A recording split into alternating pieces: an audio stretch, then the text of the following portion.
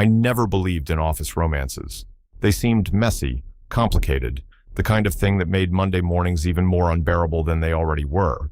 But then Dashiell started bringing me lunch, and everything I thought I knew about keeping my personal and professional lives separate just dissolved like sugar in coffee. It started 3 months after he joined our marketing firm. I'd noticed him before, of course. Everyone had. Dashiell wasn't conventionally handsome in that polished corporate way most of our colleagues cultivated. He was tall and lanky, with perpetually messy brown hair that looked like he'd just rolled out of bed, wire-rimmed glasses that were always slightly crooked, and this habit of pushing them up his nose with his middle finger that made him look perpetually annoyed with the world. He wore sweaters with holes in them under his blazers and had this distant, distracted air, like he was always thinking about something more interesting than quarterly reports and client presentations. We'd exchanged maybe 10 words in those first months. A good morning here, can you pass me that stapler there? I was Ben, the reliable account manager who always hit his deadlines and never caused drama. He was the new creative director who everyone whispered about because he'd apparently left some prestigious agency in New York for reasons no one could quite figure out.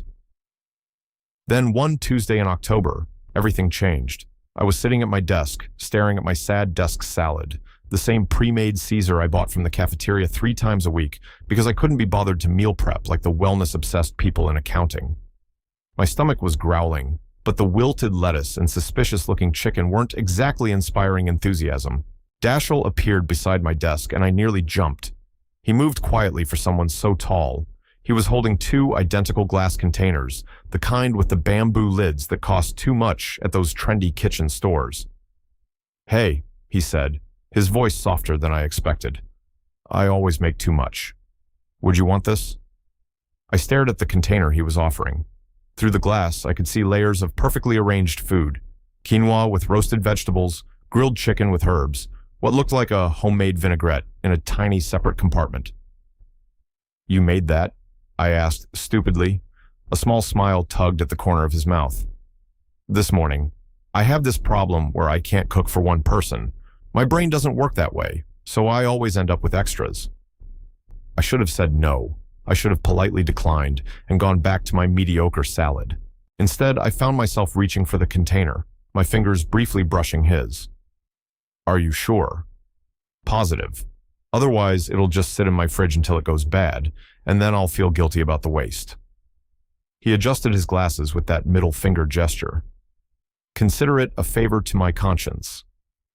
That lunch was the best thing I'd eaten in months, maybe years. Every ingredient tasted intentional, seasoned perfectly, and the portions were generous without being overwhelming. I found myself eating slowly, savoring each bite, aware that Dashiell was sitting 3 desks away doing the same thing. The next day, Wednesday, I didn't think much about it. I brought leftover pizza from the night before. But Thursday morning, Dashiell appeared at my desk again, another 2 identical containers in his hands. "Made too much again," he said with that same slight smile, and this time I was sure I saw something playful in his eyes behind those crooked glasses.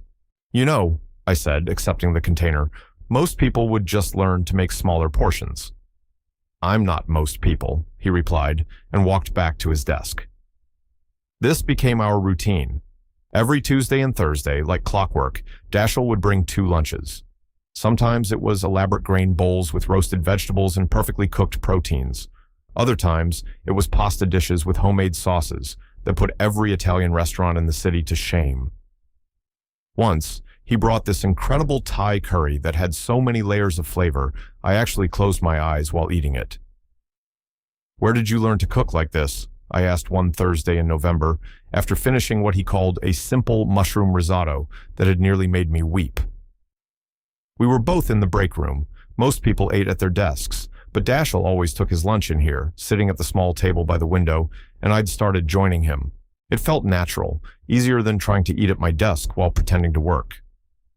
"My mom," he said, stirring his own risotto thoughtfully.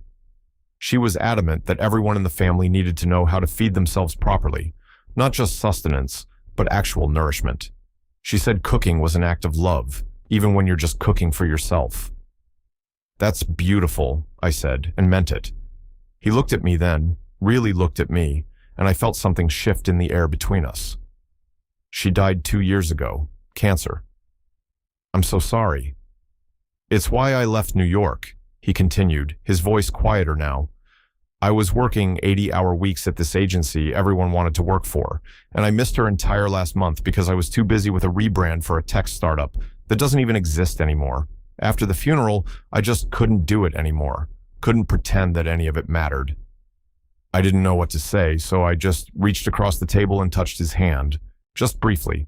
Just enough to let him know I heard him. He didn't pull away. Instead, his fingers turned slightly, just enough that our palms touched for a heartbeat before we both pulled back.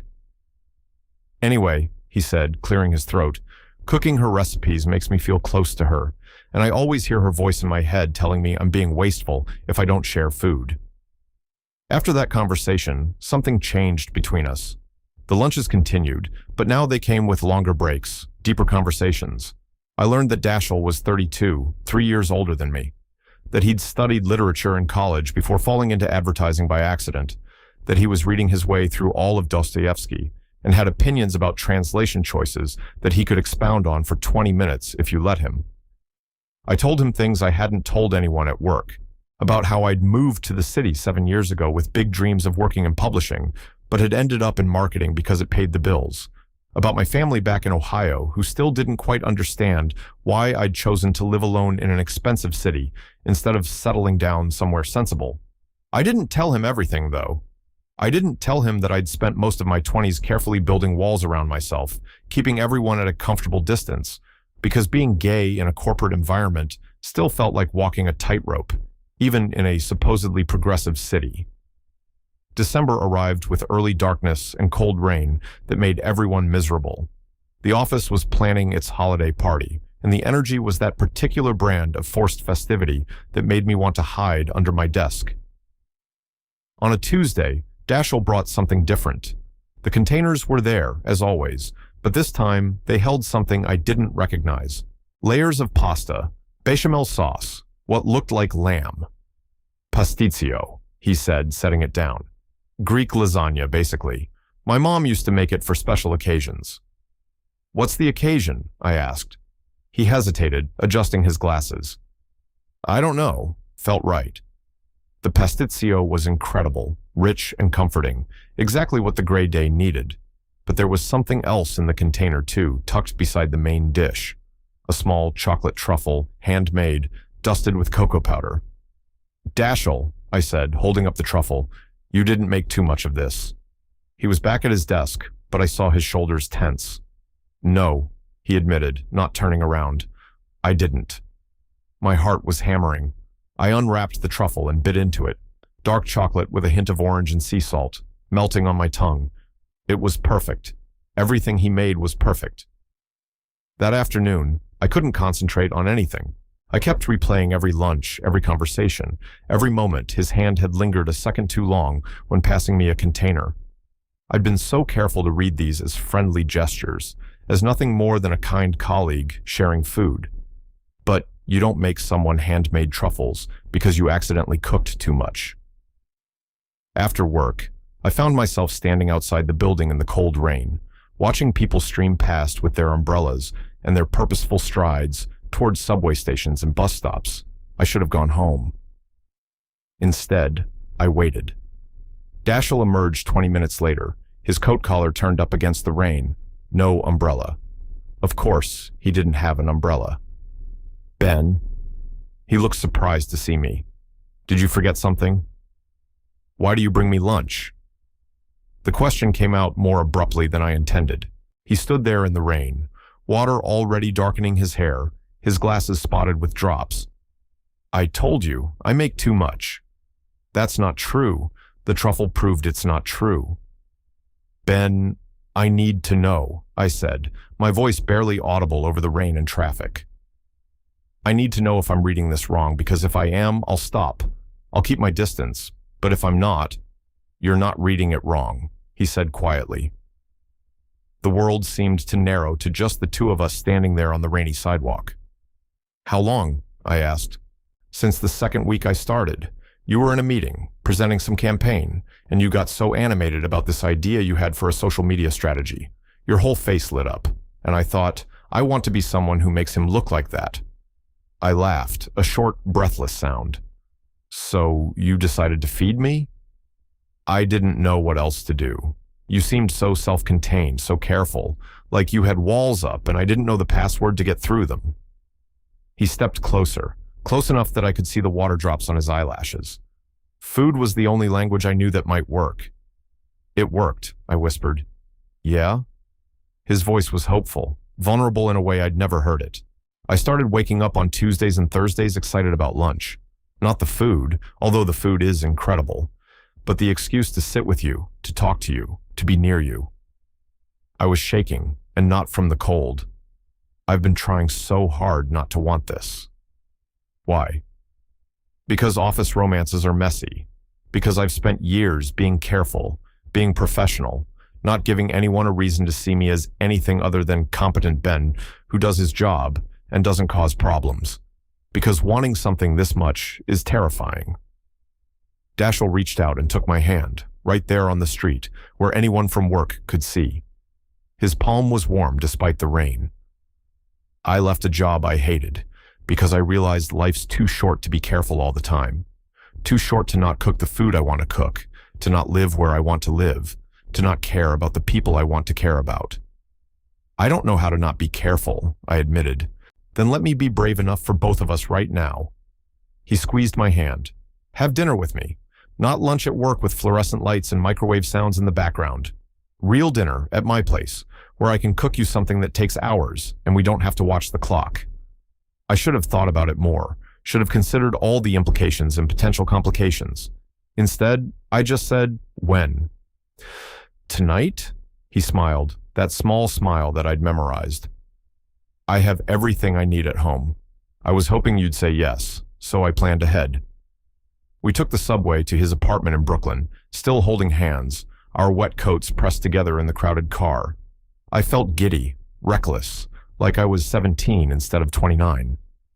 Every time the train lurched and pushed us closer together, I felt the warmth of him through our clothes. His apartment was a small one-bedroom on the 4th floor of a brownstone, and it was exactly what I'd imagined.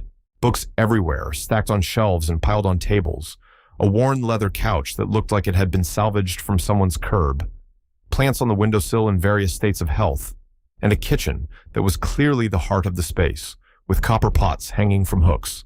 A knife block with professional-grade blades, jars of spices, and grains organized on open shelving. Make yourself comfortable, Dashiell said, shrugging off his wet coat. I'm going to change into something dry, and then I'll start cooking. There's wine in the fridge if you want to open it. While he disappeared into the bedroom, I explored his living room, looking at the spines of his books.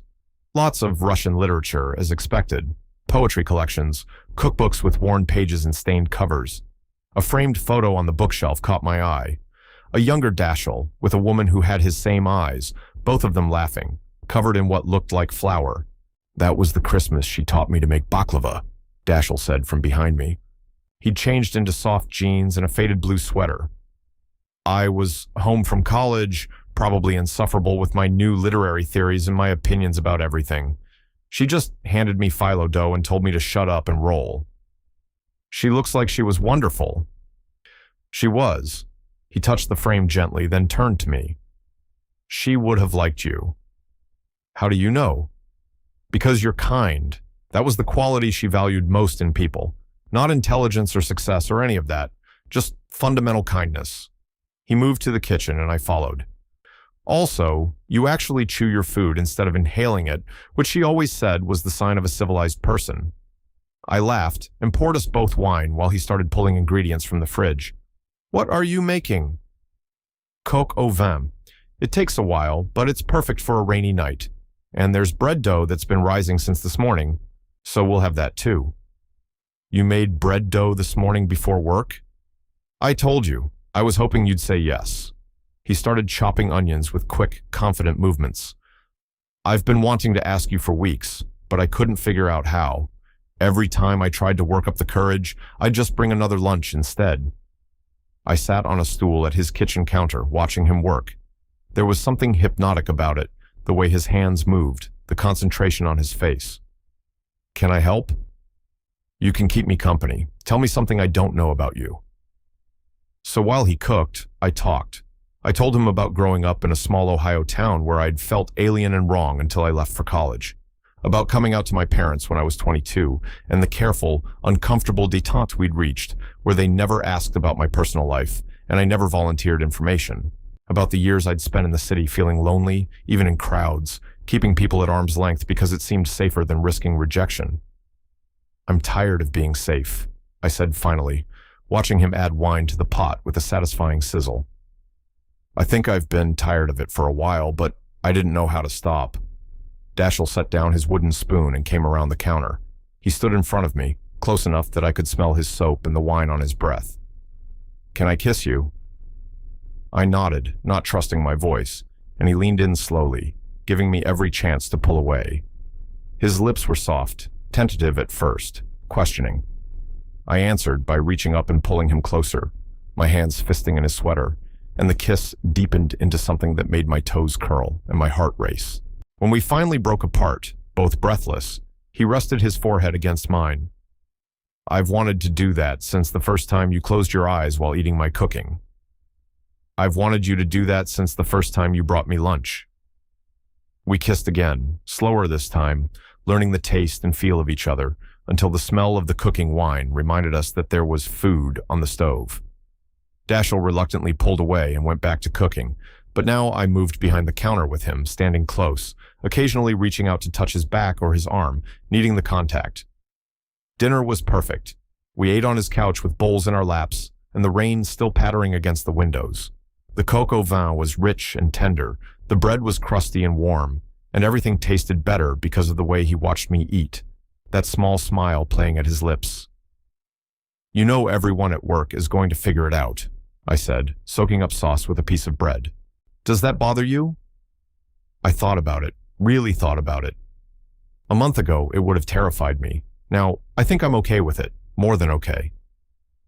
We can be as private or as public as you want, Dashiell said. I'm not going to push you into anything you're not ready for. I'm ready, I said, surprised by how true it felt. I'm ready to stop being so careful all the time. We talked until late, until the rain stopped and the city sounds changed to the quiet hum of late night. I learned that he was a terrible morning person who set 3 alarms and still snoozed them all, that he'd had his heart broken in New York by someone who chose career advancement over their relationship, that he wanted to write a novel someday but was terrified it would be terrible. I told him I'd never been in love before, not really, that I'd had relationships that fizzled out because I never let anyone get close enough to matter, that I was messy when I was comfortable with someone and kept my apartment too cold and had strong opinions about the correct way to load a dishwasher. I don't have a dishwasher, he said, pulling me closer on the couch, so that's one potential fight avoided. We'll find others, I promised, and he laughed and kissed me again. I didn't go home that night. We fell asleep on his couch, tangled together under a blanket that smelled like him, and when I woke up with the early morning light filtering through his windows, I felt more at peace than I had in years. The next Tuesday at work, Dashiell brought 2 lunches as always. But this time, when he set the container on my desk, he leaned down and kissed my cheek, quick and casual, like it was the most natural thing in the world. I heard the whispers start immediately, saw the curious glances. A few months ago, it would have made me want to hide. Instead, I just smiled up at him and said, "Thank you."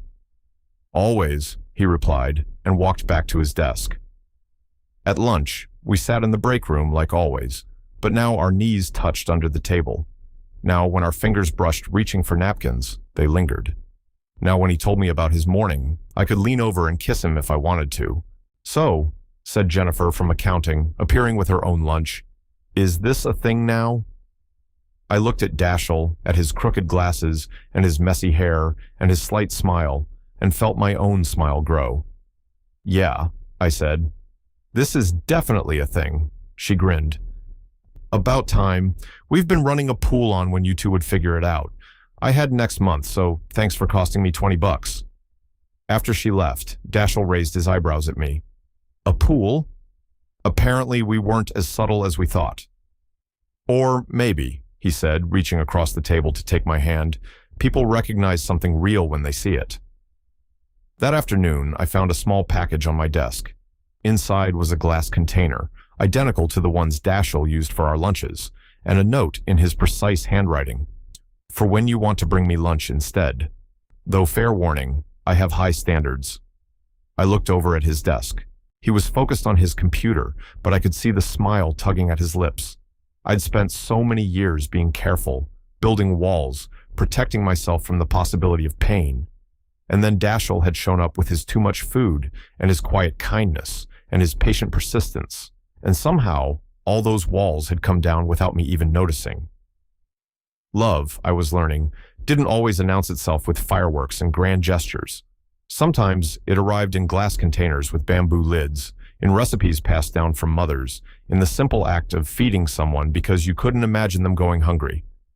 Sometimes love was just someone seeing you, really seeing you, and deciding you were worth the effort of cooking for.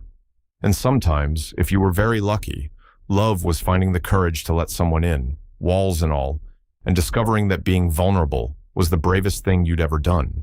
I picked up my phone and texted him, "Dinner at my place Friday? I can't cook like you, but I make a mean grilled cheese." His reply came immediately. "Perfect, I'll bring dessert."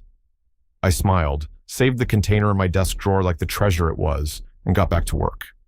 Outside the window, the city hummed with its usual chaos, but inside, everything felt exactly right.